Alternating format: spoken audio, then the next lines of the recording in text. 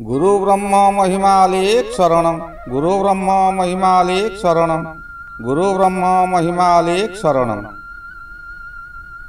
गुरु कृपा YouTube channel तरफरु आपण मानकु स्वागत जनाई आरंभ करने को जाउछि।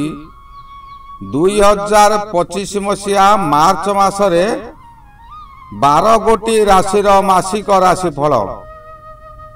यही राशिफल आरंभ करने पूर्वर आपण मानकु मोर अनुरोध, जेउ माने प्रथम करी यही चैनल को आसुछंती से माने गोटिए सब्सक्राइब करंतु और पाखरे आसुथिबा बेल आइकन को दबाई दियंतु, जहा द्वारा कि आमर जेउ समय रे वीडियो अपलोड हेबो सर्वप्रथमे आपण मानक पाखरे पहुंची पारिबो।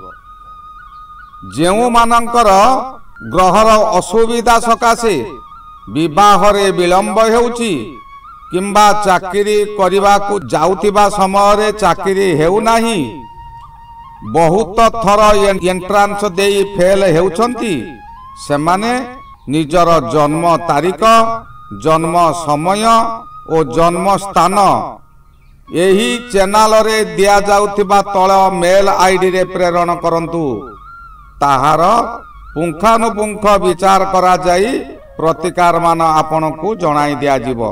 आसंतु एबे जानिबा 2025 मसीहा मार्च मासरे सिंह राशिर मासिक राशिफल। एही सिंह राशि राशि चक्रर पंचम राशि।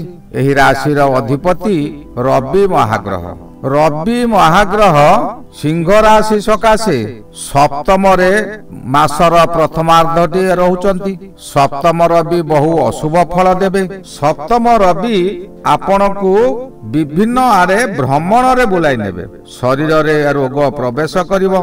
हठात कोनोसी कार्य गोटिए करिवा को मन करूथिबे ताहा परिवर्तन होई जिवो। जेउ परिवर्तन को आपण सह्य करि पारिबे नै किंबा मनरे मध्य चिंता करि नथिबे। आर्थिक समस्या बहुत घटिबो। आपनको पाखरे जहा किछि बैलेंस थिला ताहा सबु खर्च होई जिवो। आपण विभिन्न आड़े बुलिबा को चाहिबे। जेउ आड़े जांतु से आड़े मध्य आपण कष्ट भोगिबे। शरीर रोगग्रस्त हेबो। आपणकर खाद्य जनित रोग पेटरे देखा देबो। पेट दरज हेबो, पेट जंत्रणा देबो, मल द्वार रे मध्य पीड़ा मिलिबो।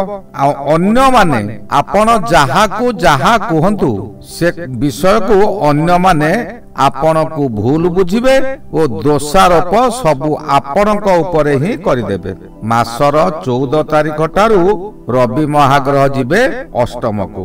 अष्टम रवि अति अशुभ फल देबे। प्रत्येक स्थान रे आपणकर भूल बुझामणा हेबो। दुख जंत्रणा आपणकर दिन को दिन वृद्धि हेबो। हठात कोनोसी शोक संवाद पाई आपण विचलित होई जिबे। मनरे भय रहइबो। एही समय रे कोर्ट कचेरी केस मध्य होई पारे। अजथारे कलह हेबो। राज कर्मचारी माने आपणक ऊपरे दोषारोप करिवे। दिन को दिन व्याधि आपणकर वृद्धि हेबो। सामान्य कथारे अत्यधिक आपण क्रोधित होई जिबे, कारण आपणक पाखरे अर्थ नाही। मनुष्य पाखरे जेउ समय रे अर्थर अभाव रहे से सामान्य कथारे मध्य क्रोधित होई जानती। एई क्रोधित हेबा आपण को बड़ विपद रे पकाई देबो। शत्रु माने सुजोग उंडुथिबे। आपण केते बेले भूल करिवे। आपण भूल करिवा क्षणी से माने आपण को विपद रे पकाई देबे। एही समय रे आपणकर रात्रि रे मध्य निद्रा हेबो नाही। कोन करिवि एही कथा को सबु बेले आपण भाबी हेबे। रात्रि अनिद्रा हेबा कारणरू मस्तिष्क विकृति हेबो। अन्य मनस्क रहिबे। रास्ता रे जिबा समय रे अन्य मनस्क हेतु रास्ता दुर्घटना मध्य होई पारे। बुध महाग्रह आपणकर अष्टम रे अछंती। बुध महाग्रह आपण को बहुत प्रकार साहाय्य करिवो, कारण आपणकर 14 तारिख परे बुधादित्य योग आसुची। अष्टम रे बुध आपण को शुभ फल देबे। आपणकर कथा वार्ता चाली चलन रे किछिटा परिवर्तन होई पारे। जदि आपण चेष्टा करिवे बुध ग्रह आपनको समस्त ग्रह दोषरु परिवर्तन करा देई पारे। आमर कथावार्ता रे जदि शालीनता रहिला मधुरता रहिला शत्रु मध्य आमर करायत होई जीवो। एणु आपण सर्वदा शांत शिष्ट भावरे बुझी विचारी कथा कहंतु। जेउ कार्य करिया पई उद्यम करिवे से कार्य रे आपनको सफलता मिलिबो। अर्थ लाभ किछि होई पारे जहा कि समुद्र को संख्या भरी हो पछे किछि अर्थ आपनको मिलिबो। मंगल महाग्रह आपणक सकाशे मध्य शुभरे अछंती।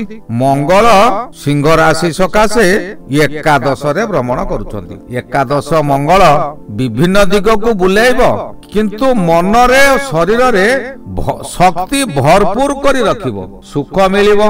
एही समय रे आपण किछि जमी खरीदी करी पारंती किंबा नूतन गृह मध्य करी पारंती। आपण जेउ कर्म करिछंती बा जेउ कर्म करूछंती सेही कर्म जनित फल एही समय रे मिलिबो। आपण भल काम करंतु आपनको भल काम निश्चय मिलिबो। काहारी सहित जुक्ति तर्क करंतु नाही। मन को दृढ़ रखंतु।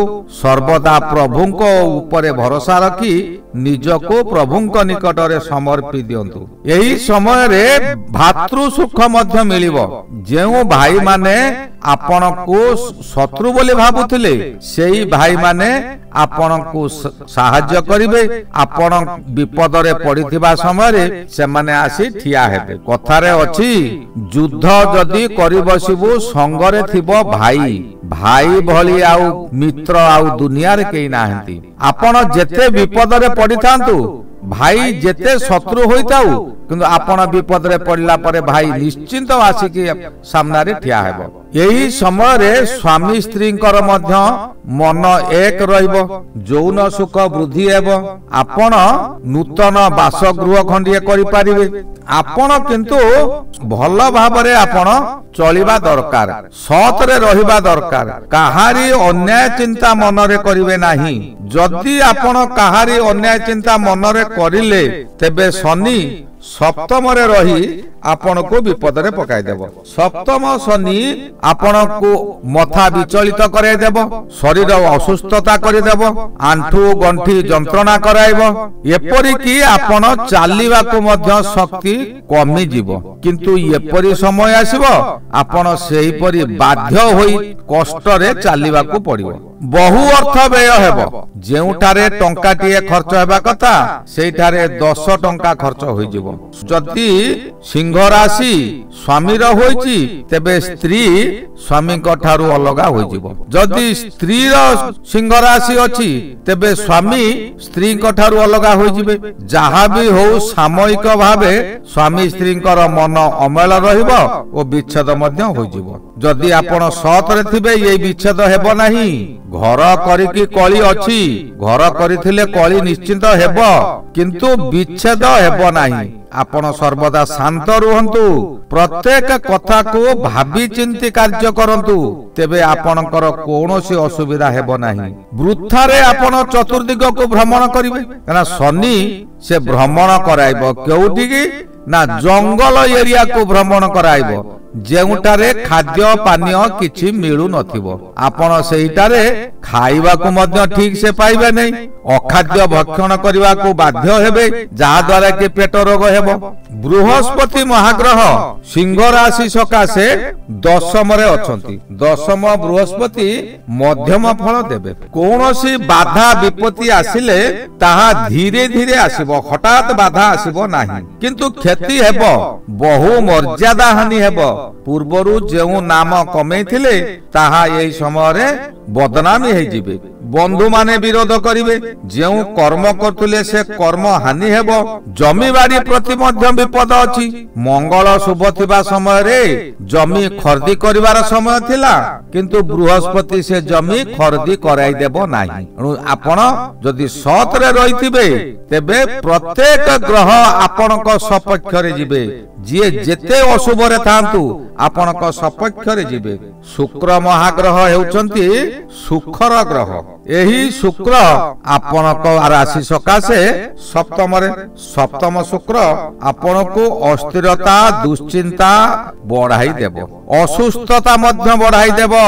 ସ୍ୱାମୀ ସ୍ତ୍ରୀ ମଧ୍ୟରେ କଳହ ହେବ, କାରଣ ସପ୍ତମ ଘର ହଉଛି ଜାୟା ଘର, ପୁରୁଷଙ୍କର ଜାୟା ଘର ଓ ସ୍ତ୍ରୀଙ୍କର ସ୍ୱାମୀ ଘର।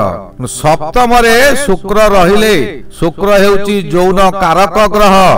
ଯୌନ କାରକ ଗ୍ରହ ଯଦି ଯୌନ ଗୃହରେ ରୁହନ୍ତି ତେବେ ତାହାକୁ ନଷ୍ଟ କରିଦିଅନ୍ତି। ଏଣୁ ଆପଣ ସର୍ବଦା ସତରେ ରହିବାକୁ ଚେଷ୍ଟା କରନ୍ତୁ। ସର୍ବ ଦୁଷ୍ଟ ଗ୍ରହ ହେଉଛି ରାହୁ ଗ୍ରହ। ରାହୁ ଗ୍ରହ ଏହି ସମୟରେ ଆପଣଙ୍କର ଅଷ୍ଟମରେ ଭ୍ରମଣ କରୁଛନ୍ତି। ଅଷ୍ଟମ ରାହୁ ସର୍ବଦା ବିପଦ ଆଣିଦିଏ, ଶରୀର ଦୁର୍ବଳ କରାଇବ, ମଥା ବିଚଳିତ କରାଇଦେବ, ରାତିରେ ଅନିଦ୍ରା କରାଇବ, ସୁଖ ନିଦ୍ରା ହେବ ନାହିଁ। ଯେ କୌଣସି ଉପାୟରେ ହେଉ ଦୁର୍ଘଟଣାଟିଏ ହବ, ଘରେ ହେଉ କିମ୍ବା ବାହାରେ ହେଉ, ରାସ୍ତାରେ ହେଉ, ଯେଉଁଠି ହେଉ ଆପଣ ଯାଉ ଯାଉ ମଧ୍ୟ ପଡି ଯାଇପାରନ୍ତି। ରାହୁ ମୁଣ୍ଡର ଅଧିକାରୀ ହୋଇଥିବାରୁ କୌଣସି ସମୟରେ ମୁଣ୍ଡରେ ଆଘାତ ଲାଗିବ, ଆପଣ ପଡି ଯାଇପାରନ୍ତି।